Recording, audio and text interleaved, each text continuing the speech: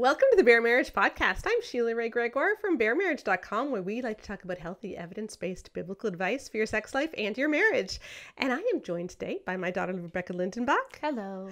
And we are going to talk about something that we are talking about together, not because we are mother and daughter, but because we are fellow researchers in sex. So we are going to talk about orgasm. Can't emphasize enough how much it's not because we're mother and daughter. No, this exactly. is the weirdest part. Yeah. This is all research-based stuff. Before we do that, I want to say thank you to those who make our research possible. So our patron group is just amazing. They have funded us for a couple of years now. We get new people added every week. Even if you just give $5 a month, you get access to our Facebook group and some unfiltered podcasts, which is amazing. Unfiltered podcasts at the $8 a month tier, I think. Yeah. Mm-hmm. And then we also have the Good Fruit Faith Initiative as part of the Bosco Foundation. Also helps fund what we do, our research, getting our stuff translated in different languages and more. And if you are in the US, you can get tax deductible receipts for that. Yes.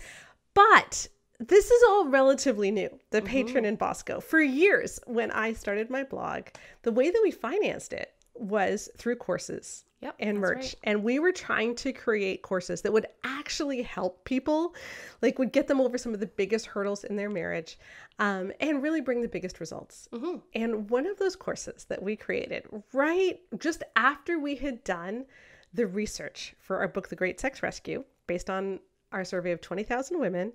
But before that book came out was our Orgasm Course. That's right. Yeah. And we also didn't just use our research, but we went into like all the research that I could find on the determinants of female orgasm. My search history was wild. Yeah. While we were doing this course, the targeted ads I started getting on Facebook were really something. Yeah.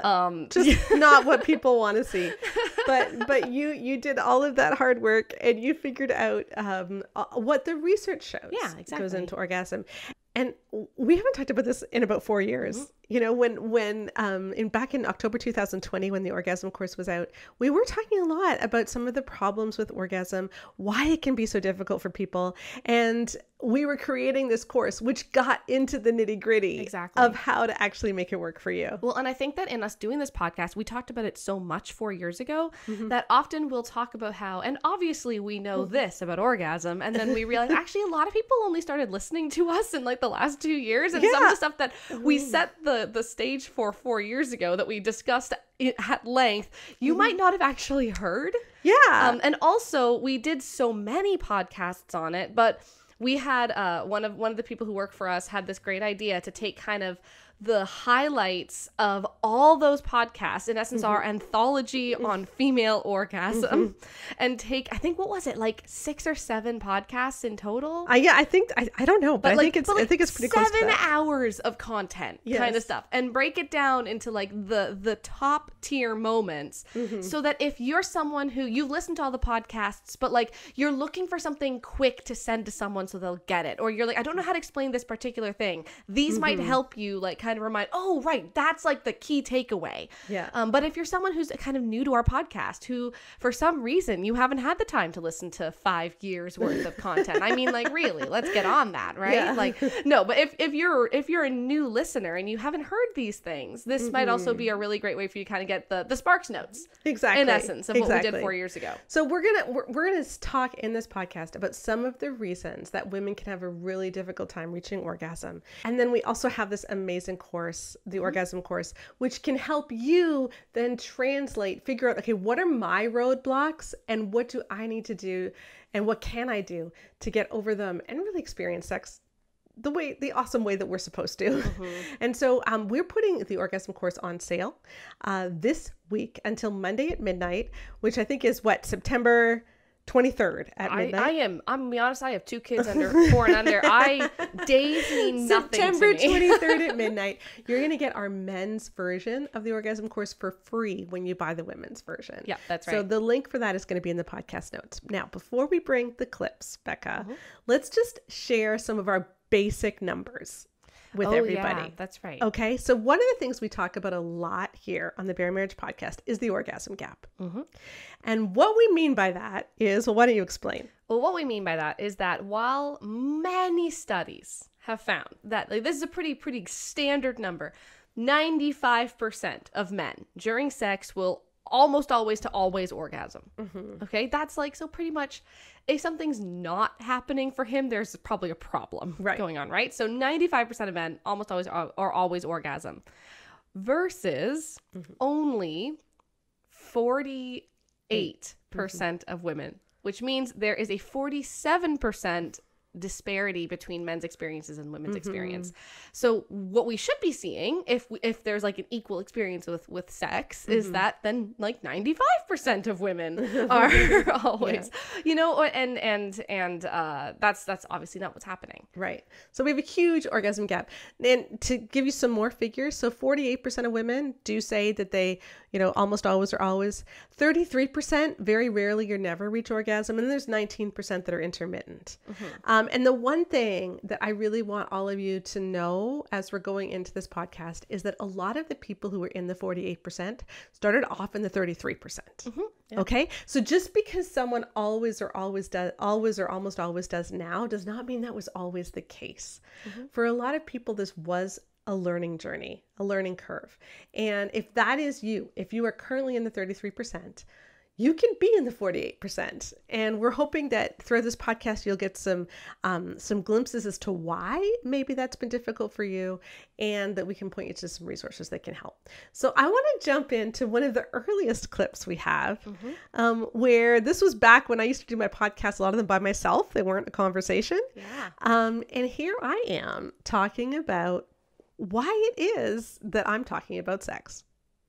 I know I write about sex all the time. And one of the problems with writing about sex and talking about sex and doing all these blog posts and podcasts about sex is that people get the idea, she must do it really well. You know, like if she's talking about this stuff all the time, she must be really good at it.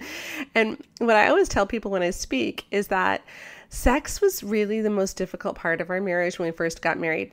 I suffered from vaginismus, which means that the vaginal muscles contract and make it very difficult for penetration to happen at all, or else if it does happen, it's really painful because you tense right up. It's involuntary. You're not deliberately causing it. It really isn't anyone's fault, but it causes a lot of pain. And Christian women tend to suffer from vaginismus at twice the rate of the general population. So there's something going on with us and the messages that we're getting about sex, which cause vaginismus. So here I am, I'm getting married. He has a really high libido. I have vaginismus, and it was just a big hot mess. And it took us a couple of years to figure everything out. And what I find is that people tend to write and speak in the areas of their lives that have been the most difficult, because otherwise you'd have nothing to say. If it was always easy, then what do you have to tell people? So when I write about this stuff, I understand where people are coming from. I understand the anger that, why is sex so easy for him and so difficult for me? Why would God make something this difficult for me and then tell me that this is the only way he can feel loved? Why does he feel loved from something that causes me pain, or from something that makes me uncomfortable, or from something that triggers flashbacks of abuse, or whatever it might be in your case? Why do I have to suffer for him to feel loved? And that's what a lot of us are going through. And that's a terrible, terrible burden that many of us are carrying. And I just want to tell you, I get it. I hear you. I don't think that we talk enough about how emotional it is when you can't reach orgasm. Like how difficult this is when sex isn't working. Like it's really hard for people. And I think what compounds it is that when sex is terrible, but the message is you're supposed to do it anyway, it feels like God is telling you, hey, you need to let your body be used. You need to go through this kind of pain or this kind of discomfort or just this kind of awkwardness to make God happy. And it's just a really toxic combination. Yeah. And as a result, we found, and if any of you have read Great Sex Rescue, you will know that message actively hurts people. It's not just like well, you know, oh, well, could be better. No, it's actually causing harm. And it's normal to, you know, not really see something that you felt has hurt you in the past as a good thing. That's a normal thing. That's something that our brains are designed to do, right? It's the same reason why if you touch a stove once, you're not going to do it again, right? Our brains are designed to protect us. So what do you do if your brain has felt like it needs to protect you from sex, right? Yeah. So I do want to like validate, like that is not abnormal. Like that's a very normal and logical reaction. So how do we reframe this? Because we know from data, we know from research, we know from a bunch of different areas that sex is a good thing and it's a really good thing for women. So let's look at some of the research that shows what actually makes sex orgasmic for women. And we'll bring on Joanna, our amazing statistician, to help us do that. But it's pretty much get back to basics. So first of all, we found that if your marriage overall is better, you're more orgasmic, which makes complete sense. So if a woman can speak up and say what feels good and what doesn't during sex, she's much more likely to orgasm. And it makes sense that she would be more likely to be able to speak up during sex if she can also speak up about the dishes or the laundry or just what movie she'd like to watch, or whatever other discussions you're having. So if women agreed that in their marriage, their opinion mattered as much as their husband's, they were 2.26 times more likely to orgasm frequently. There's quite a big difference. Cool. So we need to be able to feel like, like we matter, like our opinions matter, like we're heard. Yeah. That makes sense. Exactly. Yes. You're like, yes, indeed. Okay, next one. What also makes sense for orgasm is that sexual satisfaction affects orgasm rates. So women who report having duty sex or having sex only out of a sense of obligation were 3.75 times less likely to frequently orgasm, which again, also makes sense. If she's not going into sex thinking this is going to be great for me, and is instead thinking, okay, yeah, no, I need to do this, she's less likely to have fun and less likely to enjoy it. Yeah. And we also found, and that's a little bit of a chicken and the egg thing too, right? Because it's like the more women orgasm, the less likely they are to have sex only because they have to. So it's like, if you want women to have sex because they want to, then give them something to want. Give them something to look forward to. And that's actually one of the really big challenges I've had with analyzing the statistics. I've done very simple correlation so far, and haven't gotten into the like heavy duty model building stuff that I learned a lot about in my degree, because everything is correlated with everything else. Because you're saying, okay, how is duty sex? It's super correlated with libido. Because of course, if she has no libido, she's also probably, whenever she has sex, having it because it feels like a duty. And so it becomes very difficult to build a model or do some of the more fancy statistics because everything is correlated to everything else, which makes sense. It's all kind of everything is cumulative and it builds on each other. So if the foundation is faulty, the odds of getting up to orgasm are lower. I know one thing we found when we looked at our chapter 2, Don't Sleep with Someone You Don't Know, is that in our focus groups, when we were talking to women, we were able to realize that, like if you have a better marriage, you're going to orgasm more, but orgasming more doesn't necessarily give you a better marriage. Like sex couldn't fix your marriage. So in that sense, we kind of did find which one comes first. And it does look like marital satisfaction comes before sexual satisfaction. Which again, absolutely, and that makes sense. I tell people all the time that The Great Sex Rescue is health class, the book. This should be simple. The other thing we found was really interesting was that beliefs, both before marriage and now, affect how frequently women orgasm. So if women believe before they're married that boys are going to push their sexual boundaries, they are 24% less likely to frequently orgasm now. And if they believe that lust is every man's battle now, they're 31% less likely to frequently orgasm. So it's really, I was fascinated that we were able to pick up the differences that just a belief has on the downstream effect of orgasm. Because it makes a lot of sense that if you look at how your opinions are treated in your marriage, that we would be able to pick up a correlation with orgasm. They're much closer when you think about like a causal pathway. A leads to B leads to C. I don't feel heard, so it's hard for me to speak up during sex, so I don't orgasm. Those are very, boom, boom, boom. Whereas I have a belief that may impact me in these subtle ways. Those subtle ways make it less likely to orgasm. It's a lot more, there's a lot more steps involved in the cascade, but we were still able to find that that's how much of a big deal these beliefs are. They are still affecting in a statistically significant way women's orgasms. It's amazing how one of the big findings that we had was that speaking up during sex is so important. And yet a lot of our resources have actually normalized the idea that women shouldn't speak up, I mean, I remember one of the big things we talked about in Great Sex Rescue with the book, The Meaning of Marriage, where there's this anecdote where Tim Keller says, you know, if in those newlywed days, if after sex he asked his wife how it was, and she said it just hurt, he says, I would be devastated and she would be too. And so many women in our focus groups told us that anecdote, the message they got from that was that if sex hurts, you're supposed to do it anyway without speaking up. Because he said, like, so they would have sex, and then he would say, how was it? And she would say, it just hurt. But he never then talks about, and so I said to her, hey, I never want you to do something that hurts. No, the conclusion was, we're just going to keep having sex without trying to bring each other, without worrying about our own pleasure. Yeah, and that's what I found so interesting from that particular anecdote, was that was exactly the solution. The solution was, well, trying to make sex good for each other, for like trying to make sex good for ourselves, like making sure that we reach orgasm was too stressful. And so we just stopped worrying about whether or not she reached orgasm realistically. And you know what? Like, that's a route that a lot of couples take. But as you'll see in this next clip, that's not what research suggests. Yeah. And here we are from episode 92. One of the largest studies on the female determinants of orgasm that's ever been done. So this is a really big study. It had over 24,000 heterosexual women alone. And they were talking about... We had 20,000. I know, but that shows how big ours was, okay? No, this is one of the the survey in total had over 60,000 participants between men and women. And they looked at what exactly is it that makes each demographic, you know, homosexual versus heterosexual men and women, but women who are in heterosexual versus homosexual relationships, in essence, right? What makes them orgasm versus others, to try to figure out what makes sex good for each sex, right? Okay.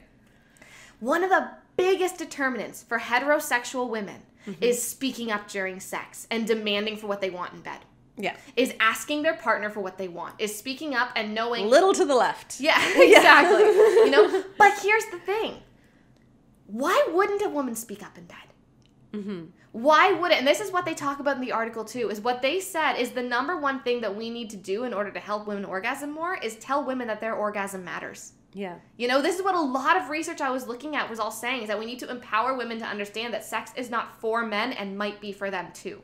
You know, women who are in heterosexual relationships, like many of us are, and who are reading most of our conservative Christian books, are going to be in heterosexual marriages, and they need to be told, explicitly told, your pleasure matters, because if they don't believe it, they're not going to speak up, which makes it far less that they're going to orgasm, which leads to a self-fulfilling prophecy of, well, I don't really enjoy sex and he loves it so much, so I don't want to be selfish. And then they go and they read these books, and these books all talk about how much he needs sex, and they don't mention that she needs sex. And so then what happens is they start having sex and they think, oh, this doesn't feel like anything, or, oh, I wish he would do, but he's having such a good time and I don't want to destroy this for him. I don't want to make him feel like have any sort of like self-confidence issues here. I don't want to make him feel like I'm saying he's doing a bad job, so I'm just going to fake it. Yeah, because, you know, in a lot of books for women only says that what men really need is to feel like you're an enthusiastic lover. And so it talks about how it's very important for you to reassure him during sex. And she actually says, first, know that you're responding to a tender heart hiding behind all that testosterone. If at all possible, respond to his advances with your full emotional involvement, knowing that you're touching his heart. But if responding physically seems out of the question, let your words be heart words, reassuring, affirming, adoring. Do everything in your power, using words and actions your husband understands, to keep those pangs of personal rejection from striking the man you love. Leave him in no doubt that you love to love him. So now picture all those women that multiple studies have found don't orgasm, and it's probably because they aren't speaking up in bed. And she's thinking, sex doesn't feel good for me. Is she going to have confidence that she's not a terrible wife if she tells him this is doing nothing for me next time they have sex? Is she going to confidently be able to go to him and say, listen, I have sexual needs too, and I need you to take care of me? Or is she going to be scared that she's going to make him have pangs of personal rejection, you know, that are going to strike the man she loves? She is being told by one of the best-selling Christian marriage books that her job is to leave him in no doubt that you love to love him. what if she doesn't? Yeah. Like, and what if that's his fault? Yeah. And that can lead us to one of my favorite analogies that Keith and I put in the Good Girl's Guide and Good Guy's Guide to Great Sex. Here's why telling a couple to just have sex can totally backfire as marriage advice. To explain, let's not talk about sex for a minute, and let's talk instead about restaurants. Imagine a world where what women need in order to feel loved is to go out to eat at a restaurant at least once a week where they talk and enjoy a delicious meal. This is the pinnacle of marriage to her, and this is what marriage books tell couples that they must do. Picture a couple, Tracy and Doug, who tries to live by this. One Tuesday night, our intrepid couple heads to a restaurant. They order appetizers, a main course, and a dessert. The waitress arrives with Tracy's appetizer, a steaming bowl of cheese and broccoli soup. Tracy finishes it and declares it delicious, but nothing comes for Doug. Then Tracy's steak arrives. Doug's still wondering where his appetizer is, but Tracy starts slathering the butter and sour cream onto the baked potato and takes a bite of the steak with peppercorn sauce and asparagus. She declares it scrumptious. So now Tracy's finished with her steak, and the waitress heads toward the couple again. And in front of Tracy, she places a steaming, luscious, molten lava cake. Tracy squeals in delight as she scoops some out. And just as she's down to the last few spoonfuls, the waitress finally arrives with Doug's chicken wing appetizer. Doug's ecstatic, and he digs in, eating one quickly and then another. But before he can get to his third one, Tracy stands up ready to go home. Dinner was amazing, she declares as she heads for the door. He follows behind her, glancing at the uneaten chicken wings still on his plate, while Tracy says, "I love doing this with you." Imagine that Doug and Tracy faithfully do this every week for 10 years. How do you think Doug will feel about eating at restaurants? Not too fun, is it? Well, when we tell couples how important sex is, and how she should enjoy it because of how much he likes it, and how all she really needs is the emotional closeness anyway, we set up a situation where pretty soon she'll start to see sex the way Doug sees going out to a restaurant. If you're both going out to a restaurant, you should both get to eat. And if you're gonna have sex, you should both enjoy it.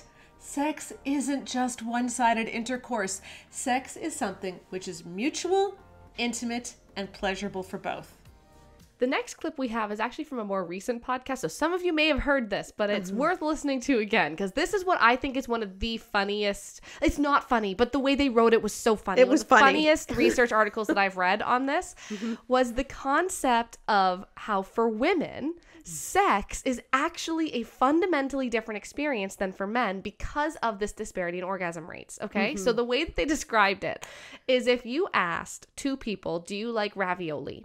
And one of them, their experience with ravioli was that their grandmother ran an authentic Italian restaurant, and they remember being an 8-year-old boy sitting in that kitchen with Nona's ravioli, like the smell wafting from the kitchen as it comes to him in this beautiful tomato sauce, and I think that's what ravioli is, right? Yeah, Little I think stuffed pasta so. shells. Yeah, like and the I don't know, the ricotta or sausage or insert whatever is stuffed inside of ravioli here comes to the table. And it's beautiful, and the pasta shells are handmade. He's gonna say, I love ravioli, 10 out of 10, best dish ever. Now, what if you talked to, Samuel, whose experience with ravioli was Chef Boyardee eaten cold because he was a college student and he was like, I don't know, I guess people eat this. And that was his only experience with ravioli. He'd think, oh, ravioli kind of sucks. Yes. But you can't measure those two responses against each other because, one dude's talking about Nona's homemade stuff and other dude's talking about, well, I had a can opener and I didn't have a kitchen. Right. So those are fundamentally different experiences. And that's what these researchers found was when you ask women, do you like sex? They are describing and responding to a different experience than when you ask men, do you like sex? So we have to question the results of studies that show that men desire sex more than women do because, well, yeah, no duh. If you got Nona's handmade ravioli versus Chef Boyardee cold in the college basement dorm, you know, like that's two different things. And the main takeaway we want you to have from this is like, if you feel like you have a super low libido, maybe it's because you've been getting Chef Boyardee. And so let's figure out how to get you known as ravioli. But then the biggest thing that this article talked about was just the centrality of male-centric sex. Yes. And this was the biggest thing, which is great because this is our big thing that we talk about too. And so I really appreciated this article. But they said this: no evidence suggests that women are less skilled at bringing themselves to orgasm, less biologically inclined to orgasm, or that they experience orgasm more mildly than men do. Instead, the orgasm gap results from specific heterosexual practices, each of which privileges the male sexual experience. And then they go on to look at some of those practices. So the fact that women are far more likely to reach orgasm through oral sex performed on them, and yet this is not prioritized in most heterosexual relationships. I love how you had to emphasize oral sex that's performed on them because of the weird things we've read in Christian books about how like, ooh, don't you love doing all these sex acts? And it's like, okay, but like she also needs to get some. Like, I know. Anyway.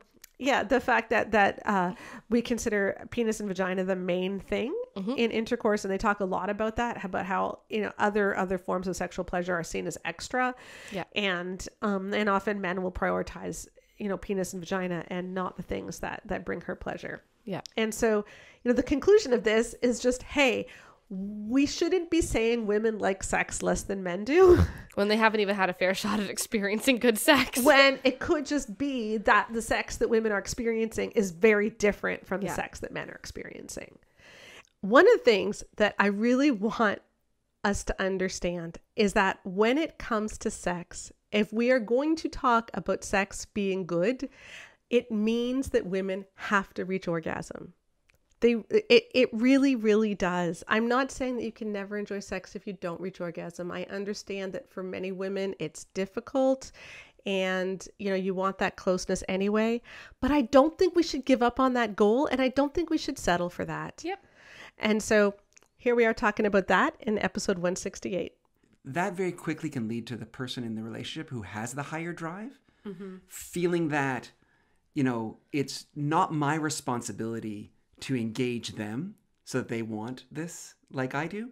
It's their responsibility to provide it to me because that's the deal. Yeah. You know what I mean? And that's typically men, because men tend to have the higher drives, especially in evangelical circles. Yes. But it breeds selfish lovers because it's an expectation as opposed to something that's naturally flowing out of where we're at. Right. And I think this is why our sex lives often get put in this pit, and why we end up in this pit, we don't know how to climb out of it, is because we see sex in the wrong way, and we need to redefine it. That sex is not merely about the penis. Like even the way we think about sex, right? It begins when the penis enters, it ends when he finishes, and anything extra is extra. Anything else is extra. And that's not the way most women receive pleasure.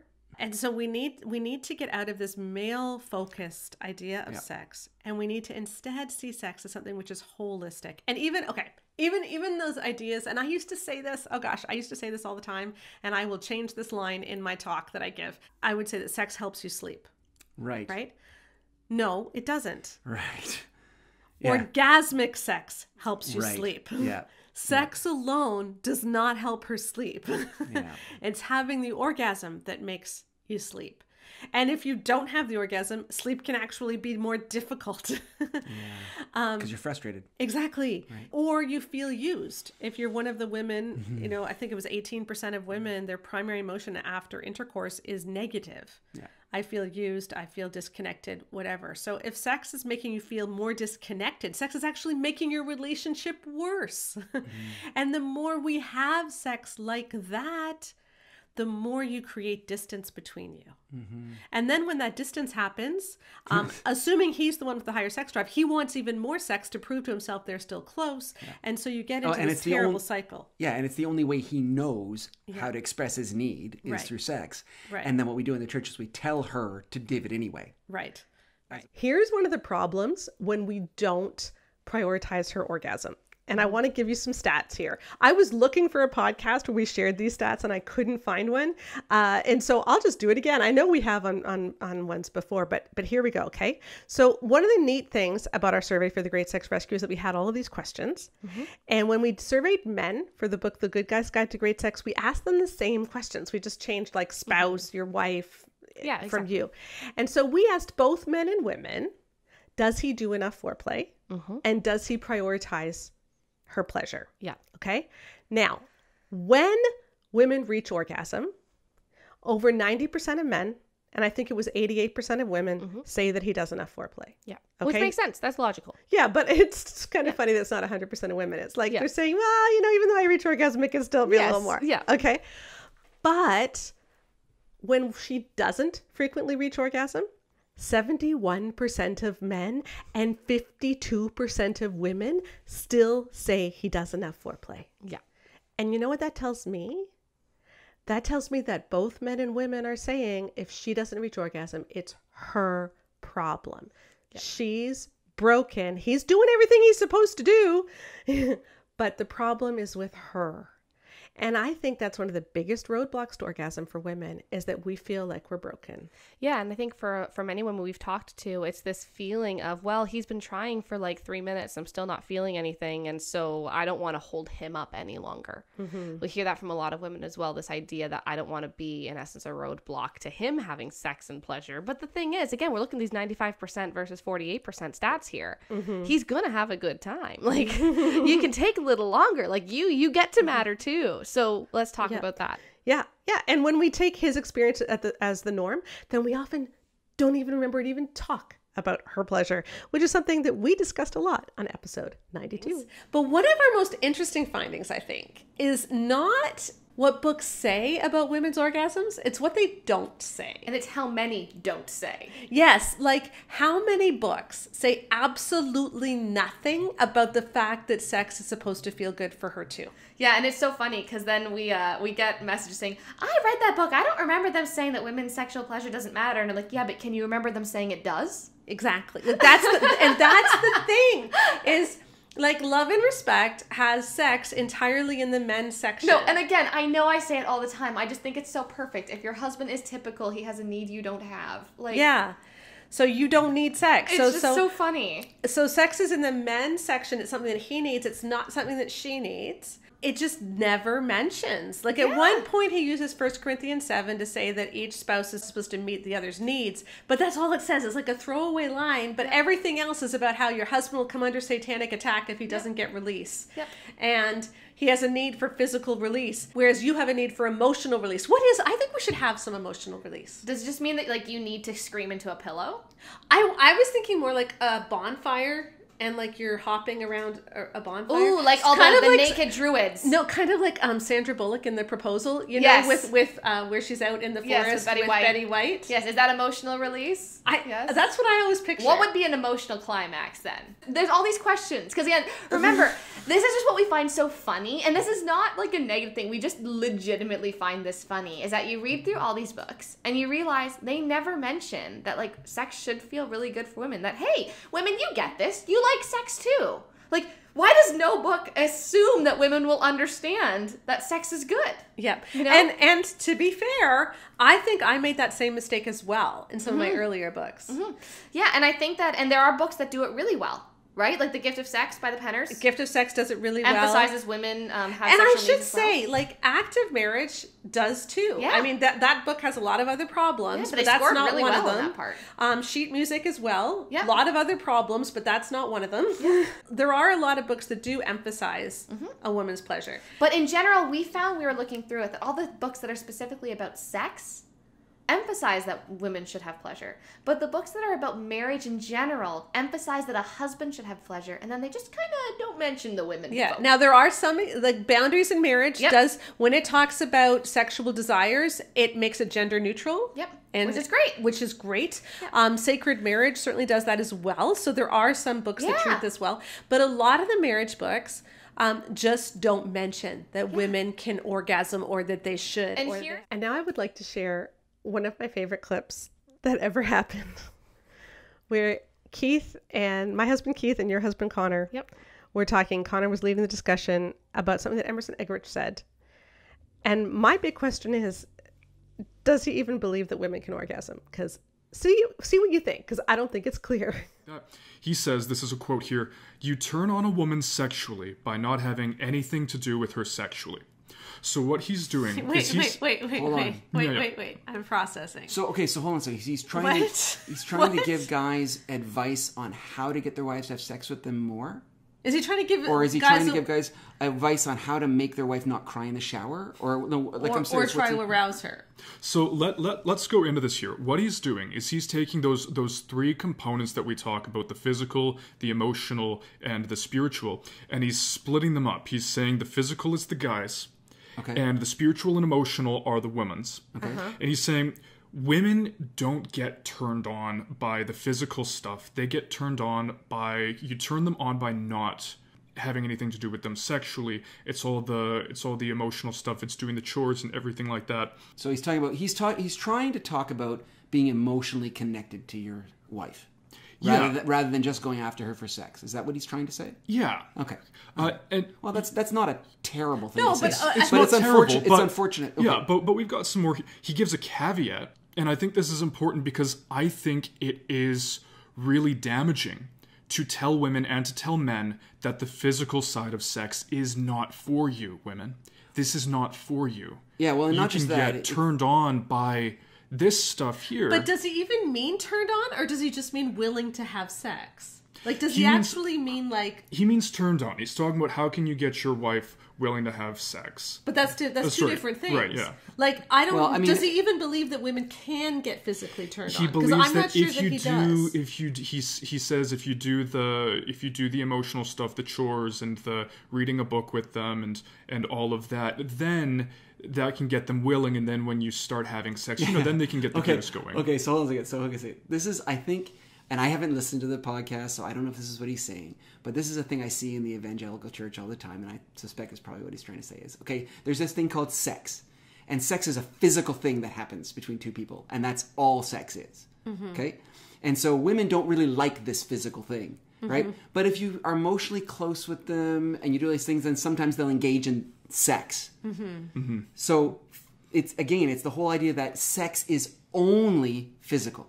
I mean, how is that a Christian sexual ethic in any way, shape, or form? I mean, it should be something more holistic than just tab A in slot B. Yeah. Right. I mean, but I want to go back to this. I'm still not convinced that he actually believes a woman can get physiologically aroused. Because remember, he never once mentions it in his book. He never once says that women have any pleasure. In fact, he says that women don't need physical release, we need emotional release. Well, let me tell you, he actually does mention that women can get turned on like physically and want to have sex. He gives a caveat that there may be 3 days a month when a woman is capable of becoming pregnant, and in those times, she can absolutely, have a sexual appetite.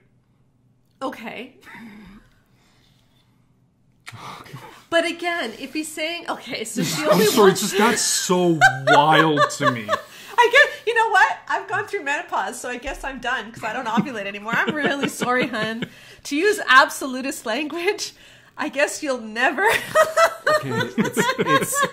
Okay, there's going to be TMI if I start talking now. No, okay, but no, I still want to harp on this just a little bit because there's a sexual appetite. Okay, hold on a second. So 3 days a month, the stars align, and there's a hormonal rush, and she actually likes sex. But does she? Or does because she can get pregnant. Because she can get pregnant. Because she can get pregnant.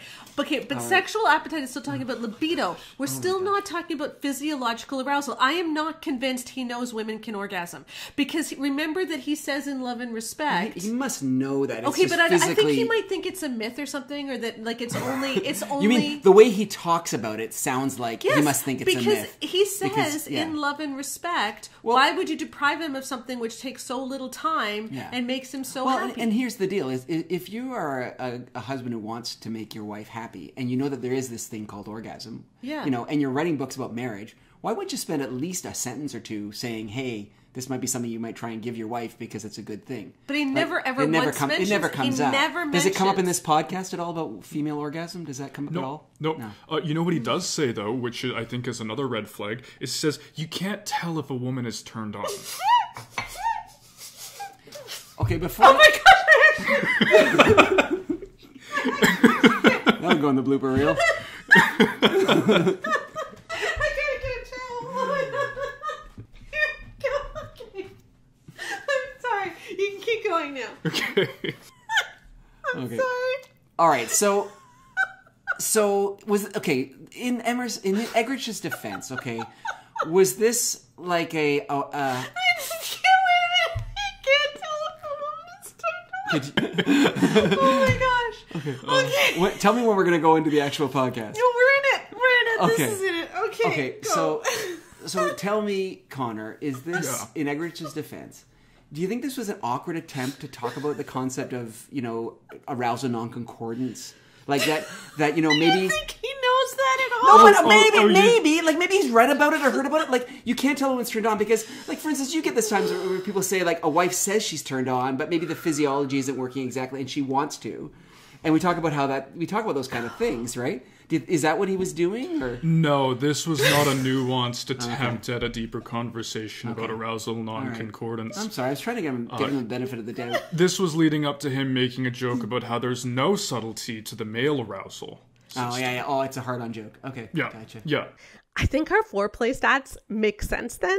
Yeah. If you look at how he doesn't even really understand arousal, it's scary. It's exactly. Like no wonder a lot of people are saying that they've done enough when there's no actual measure of doing enough if you don't even realize what arousal is. Yes. And it's just sad. And if you're someone who's like, I don't know if I know what arousal is, good news, we got a course for you. Hint, it's the one we're talking about all day today. But in all seriousness, how can we get to a point where we understand how men can take can take women's pleasure, make it a priority with making her emotionally safe, help her have her voice, all those things. So that's what we talk about in the next clip. Because I was just curious to see what does the secular world actually say about sex. So I'm reading all these like men's health articles or like Guardian articles and Huffington Post articles and the kind of place where your non-church dudes are going to figure out why don't my one night stands ever call me back. Right. Because I was just curious because we work in this world and I wanted to see what they all said. And I will tell you. Yeah. Secular dudes writing about hookup culture and how to help a woman orgasm are really proud of being good in bed. Yeah. And the difference in how they talk about sex versus how married Christian authors talk about sex is astounding. Yeah. Like, it's all like, dude, women can orgasm. So if your woman's not orgasming, you better look at yourself. Yeah. That's what they all are. And it's actually hilarious. And they do say things like, you know, for a lot of women, there's psychological factors.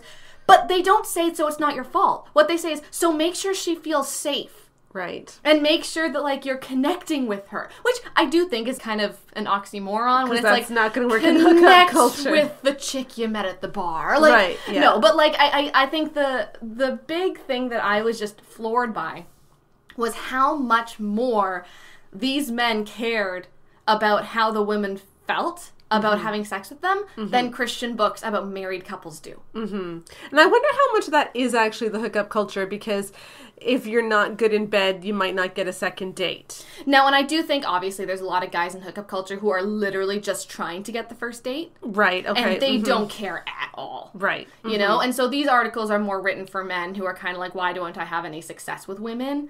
And so I think that there's a self-selected group among the non-Christians who actually wants to be good in bed. But I do think that there's more of an incentive for men to be good in bed if they're not Christians, because Christian men are expected to not have sex until the woman is married, and having bad sex is not a viable reason for divorce in many Christian churches. Right. So we just need to change the expectation in Christian churches. And this is one of the big things that I'm quite passionate about, and that I think I'm writing an article on this later in our orgasm series this month, is how the church needs to talk about women's orgasm. We never even talk about the fact that female orgasm exists. Yeah, and also we say don't have sex, because he'll want it so much, and so once you start having sex, you're not going to be able to stop. But we don't talk about how, like, don't have sex, and also, like, for her too, like, she might want it too. Mm-hmm. Like, it's not don't have sex and so you make sure, like, you girl make sure that he doesn't take it from you. It's more, you know what, guys, don't awaken love before its appointed time. Right. And I think if we talked about having sex as that awakening love mentality, I think that would make more sense. Mm-hmm. Because we see sex as this taking your virginity thing versus it happened and now it's done. Mm-hmm. Versus I think actually biblically, the idea of your first time having sex is more, this is the start. Right. You know, and we talk about it like it's the end. And I think that's one of the big issues is it's not about losing your virginity, it's about awakening love too early. So I think the big thing that we're learning here is that we have to rethink the entire way that we talk about orgasm. You know, the way that the world talks about it, like you said in the last clip, you know, we're not hookup culture. No. We don't want to be hookup culture. No, gosh, you can't experience real safety in hookup culture.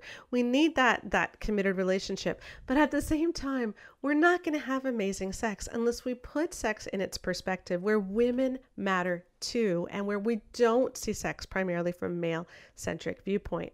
You know, there was a really neat time where you and Connor were both on the podcast. It was a long time ago, and you said something which I think is important to remind people of, because sometimes when we're talking about orgasm, when we're talking about sex, we get so focused on sexual needs and making sure that sex is awesome. And that's important, yes, but we have to keep this in its proper perspective. And so here's you and Connor from episode 74. Mm-hmm. When we're talking about all of these issues about orgasm and whether or not she experiences pleasure during sex, a lot of times we do end up with very one-sided sex where, like, you know, one spouse is having a lot of fun and the other spouse just isn't and is kind of left in the dust. And we were talking about this a while ago in a different context. When I was writing The Great Sex Rescue with my mom and with Joanna, you, Connor, and I were talking about this on a walk, about how maybe a lot of these problems would almost just be fixed before they even start if we just start seeing sexual needs differently in marriage. Mm-hmm. Well, because what I was saying, as I was just musing to her as we were walking, and I was saying, the thing is, people don't have, we keep talking about men's sexual needs and women's sexual needs and how the conversation is often being about how you need to meet your husband's sexual needs, otherwise he's going astray. People don't actually have a sexual need. Yeah, we have sex drives. We have sex drives. We have a need for food, oxygen, water. These are things that we need and things that we can't survive without. But sex, I mean, we're expected to go for a good portion of the beginning of our lives without it, and then suddenly we get married and it's a need?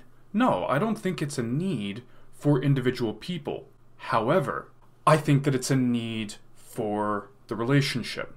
Mm-hmm. And I think if we start seeing it in terms of what are the relationship's needs, which can differ from relationship to relationship, but if we see it in that light, I think that really changes the conversation. Yeah, because we don't want to negate, like, we're not saying that, like, oh, well, you then never feel sexual needs or you never feel a sex drive. No, of course, individuals have a sex drive. We each have, like, sexual desire that shows in different ways, and, of course, that happens in varying levels as well. The idea of a need is often very difficult when we talk about this, because you aren't going to die if you don't get sex, but a marriage is not healthy unless there is a sex life, unless there's something else going on. Like, if you have, like, a cancer diagnosis and you're just going through chemo and you just don't have sex for a long time, that's still, we're not saying you have to, like, have sex during the postpartum period or anything like that, but... And sometimes there are going to be other things that the marriage needs more than sex. You know, as individuals, our needs and what is most important from moment to moment will change, and that can happen for a marriage too. So yeah, like Rebecca said, sometimes sex might go on a hiatus, or sometimes there might be other things that the relationship needs to focus on, but in general, sex is for the sake of the relationship. It's for the sake of you and him, or you and her bonding and coming closer together, and you both having sex drives And experiencing those through each other is part of that. That's a healthy part of a marriage. Yeah, but it's not an individual need that is separate from your spouse. Yeah, and that's why seeing it as a relational need can help us not superimpose our desires on our spouse, and seeing it as a relational need helps us not to take our own desires or wants or even our own cravings and put them above our spouse's legitimate need, or their emotional well-being, or even their own pleasure, right? Because if it's a relational need, then obviously both of you need to have a sex drive, both of you need to enjoy sex, both of you need to have something to look forward to. And so if something isn't going right, it's broken, because even if you're getting your sexual needs met, if your spouse's sexual needs aren't getting met, or sexual drive, or whatever you want to call it, like they're half of the equation, it's clearly got a relational issue that you need to work on. Yeah, and the way that your relationship meets its sexual needs might look very different from how someone else's relationship meets those sexual needs. But it's about learning what those needs are and the best way for you and your partner to resolve that need. We're really not trying to downplay sex drive. Yeah, we're not saying that if you feel like you're in a sex-starved marriage or you're really desperate because you're just like, wow, yeah, we don't have sex like ever and I really don't know what to do about this. We're not saying that your needs and your wants and your desires aren't valid. What we are saying is that in general, we need to understand that you don't have a sex life apart from your spouse. And so it isn't your own personal sexual needs. It's your relational sexual needs. And if we look at it that way, likely we'd create the kinds of sex lives that, frankly, prevent things like a complete lack of libido, a complete lack of orgasm, and a lot of these conflicts that happen around sex. It really is wild how off-kilter the advice has gone from mainstream evangelical resources. It's one of those things that I am still not over how obvious it is once it's in front of you, but how many people totally miss it, right? Like the idea that women should matter. Like people, like the extremes are arguing against us in that, but your average couple going to a mainstream evangelical church is like, of course her pleasure should matter. They just don't believe it actually can happen. Yeah. Right? But like these ideas of like, you know, she should enjoy sex. Sex should make you feel close. She should feel safe. She should be able to speak up. All these things. Everyone agrees on them, but then we don't put them into practice. And why? It's because many couples have been trying their best to have this great relationship, to have a God-honoring relationship, to feed into their marriage, and they're being given poisoned water. Yeah. Right? These books that they're reading, these sermons they're listening to online, like there's a lot of podcasts out there from evangelical big names that are supremely toxic. I mean, we discussed a clip from one in this podcast, right? And what we did in our research was we really shined a light on where those toxic messages are coming from. What is the well that these are drawing from? And it's a well that says, you know, women, our job is really to serve men. You know, you serve him with your body, you serve him by letting him have sexual release using your body. And like, if you feel great about it, if you enjoy sex, and that's great because that makes the sex even better for him. Like that's a thing that books say. They tell women you need to act like you're having a good time because men are really into enthusiastic bed partners. And I'm sitting here like, you know what makes a woman enthusiastic in bed? A freaking orgasm. Yeah. Like, but that's not really the main priority in these books, and that needs to change. That is really one of the reasons why we did make this orgasm course, because the research is clear. Women can orgasm. Women can actually orgasm a lot. Women can actually orgasm more than men can.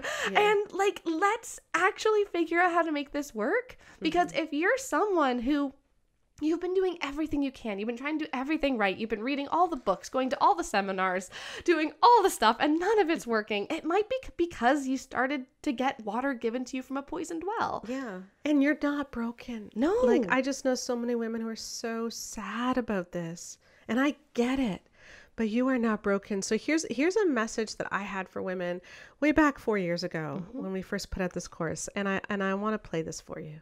I want to put a little bit of a different spin on this, okay? Having those issues doesn't mean that you're broken. Having those issues Please listen to me here. Having those issues means that your brain and your body have been guarding yourself for very good reasons. Your brain and your body have been acting exactly right based on what they've been taught to believe or what they've been taught is safe. Okay? So if your brain and body have been taught that your body is dangerous and it can cause men to lust, which is a message that many of us grow up with, how are you supposed to embrace your body once you're married? Okay, if you've been taught if you don't have sex with your husband, he's going to lust or he's going to watch porn. How are you supposed to embrace your sexuality? Because basically you're having sex under threat. That's not sexy. Your brain knows that sex is supposed to be a deep knowing. Your brain knows that sex is supposed to be the ultimate way in which you are connected to your husband. And if that ultimate way, if sex that is supposed to be a deep knowing is now reduced to, you need to have sex or he's going to watch porn, or you need to have sex every 3 days or he's going to explode or not feel loved or not be able to pay attention to you or the kids, or he's going to be grumpy. If you hear all of these messages, then what your brain hears is this ultimate knowing isn't really about you. Your husband doesn't really want to know you. Sex, which is supposed to be this deep, intimate thing, is actually something which is threatening to you. Because if something which is supposed to be this deep, intimate thing, a deep knowing, becomes instead something where he is using your body, then it's no longer a deep knowing, it becomes a rejection. And your brain is trying to protect you from a rejection. That's often why women's bodies aren't responding. Now, please hear me. I am not saying that your husband is necessarily giving you these messages. In our focus groups that we did for our upcoming book, The Great Sex Rescue, we found so many women who believe that obligation sex message. I need to have sex with him every 72 hours or he'll explode or he'll lust. My body is dangerous. Like, they grew up with all these messages, but it wasn't their husband who gave them these messages. It was Christian books. It was our Christian culture. It was what they heard as teenagers. But your brain and your body, they took these messages, they internalized these messages, and it made your brain and body want to reject sex. It made your brain and body want to think, I am not a sexual being because sex is now threatening to me. Sex isn't about me being deeply known and deeply knowing someone else. Sex is only about someone using my body. And you know what? Your brain and your body don't want to be used. Your brain and your body are saying, no, that's something that I need to run away from. And so your brain and your body are doing exactly what they are supposed to do to protect you. Your brain and your body are not broken. They're actually acting exactly right. It's not that your brain and body don't work. They do. It's just that often the messages that we've been taught about sex and the dynamics of our relationship make it so that our sexual response is elusive. And so the solution is to change what we believe and to change the relationship dynamics. That's what this is all about. It's about learning how to embrace your sexuality, but the only way we can do that is by telling our brain and our body and teaching our brain and our body that sex isn't about you being used, okay? Sex isn't about someone else getting their jollies off of you. Sex is about this deep knowing. Sex is about you feeling pleasure. Sex is about you experiencing something amazing. It might take a while for your brain and body to understand that and for you to embrace that message. But just understand that you're not broken. There's nothing wrong with you. There's nothing wrong with your clitoris that means that you can't reach orgasm. There's nothing wrong with any of that. It's just that often the route to orgasm isn't necessarily learning greater sexual technique. It's learning how to truly embrace your sexuality. This is so much of what our Orgasm Course is going to cover. We're going to look at the things that are holding us back from embracing our sexuality. Then we're going to look at the things which can help us embrace sexuality. And then we're going to look at sexual technique and how to get you there. You know, Rebecca, I got an email last week from a woman who's been married for 30 years. And she and her husband took the Orgasm Course. And it's finally working for them. And I'm just thinking, 30 years. Yeah. That's such a long time. Hey, but they're here now. And you know, we've published things on the blog of other people who it was like 16 years and then they finally had an orgasm, 17 years. We get these all the time from people who take the course. And it's it's possible, you know, you're not broken. You really are not broken. There's so many things that go into orgasm, and your body learns what's good and what isn't. And then your body is just trying to protect you. And we've had so many bad messages, and we just want you to know it doesn't need to be that way. And that you can have fun, and that you can get to the other side. And so whether you've been married for 30 years or 30 3 days. years or 3 days, please 3 days. Yeah, Get you're like, this Sheila, I early. just got back from my honeymoon and things didn't work. Get the course now. Don't get it in 10 years, okay? It is Like, so much easier early, but the good news is it's never too late. that's exactly It's right. never too late. So please check out the Orgasm Course.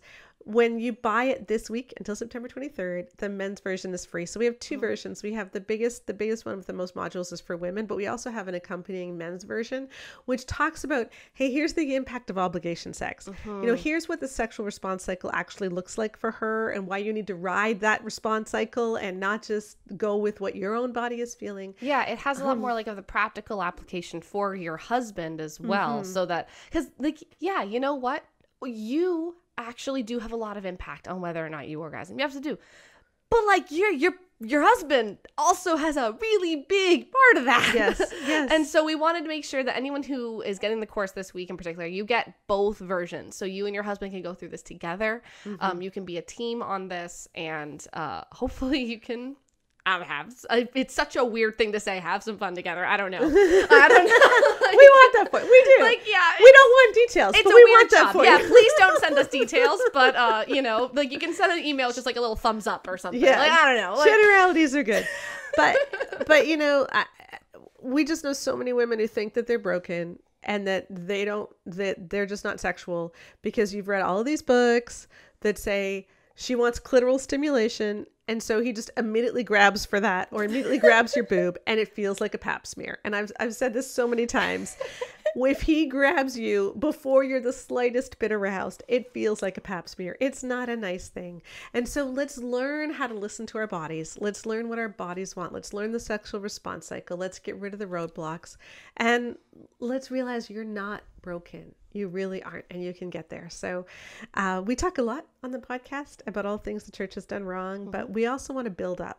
yeah. And this is one of the ways that we are building into marriages, is helping you get over that hump. I don't think that's the right wording. I think no matter what, it's going to be the wrong wording. So- It's not the kind of course that has quote unquote right wording. No, yeah, but it's there for you.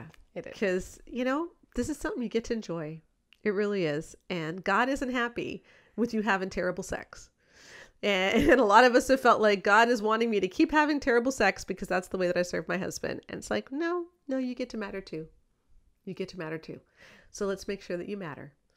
And check out the Orgasm Course. The link is in the podcast notes And we'll see you next week. on the Bare Marriage Podcast. Bye. I hope you've enjoyed. I want to say too, I hope you've enjoyed listening to us over the years. Yeah. As we have changed. Our voices have changed a little bit. The ways that we talk have changed. Yeah. But it's still hopefully the same message. So maybe we'll do one of these about something else one day. Maybe. Yeah. All right. Take care, everybody. Bye-bye. Bye-bye.